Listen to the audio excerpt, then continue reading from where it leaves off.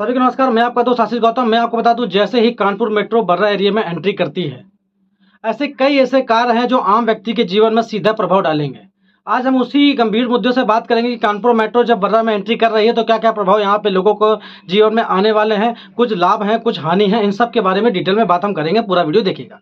पहली बात मैं बता दूं, जैसे ही कानपुर मेट्रो बर्रा एरिया में एंट्री करती है तो 250 यानी 250 से भी ज़्यादा परिवार जो झुग्गी झोपड़ी में कच्चे मकान बना के रह रहे हैं, उनको घर से बेघर करने का कार्य हो सकता है। रामगोपाल चौराहे से बर्रा हाट सब्जी मंडी तक 250 यानी 250 से भी ज़्यादा घर है जो झुग्गी झोपड़ी में रह रहे हैं, उनको हटाने का कार्य हो सकता है।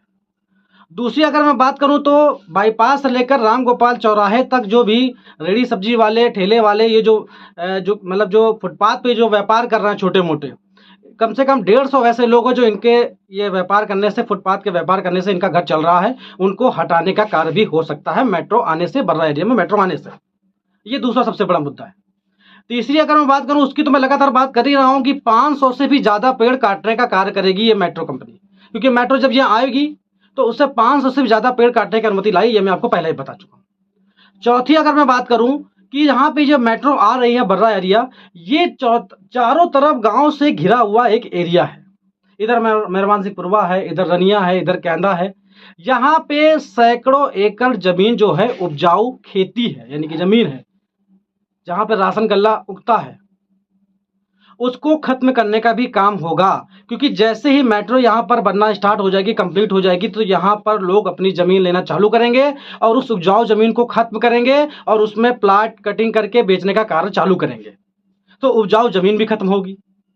पांचवी अगर मैं बात करूँ, वो पेड़ काटने की बात होगी। पांचवी अगर मैं बात करूँ तो सबसे बड़ी बात यह है कि जो यहाँ पे ऑटो रिक्शा चालक हैं, जो सवारी धो के अपना जीवन चला रहे हैं, उनके जीवन में भी बहुत बड़ा प्रभाव पड़ने वाला है। कानपुर मेट्रो जैसे ही बर्रा एरिया में एंट्री कर रही है, मैंने 5 ऐसी चीज़ें गिना दी हैं जो आम व्यक्ति के जीवन में सीधा प्रभाव डालेंगी। पहला, 250 से भी ज़्यादा कच्चे जो झोपड़े हैं उनको गिराया जा सकता है।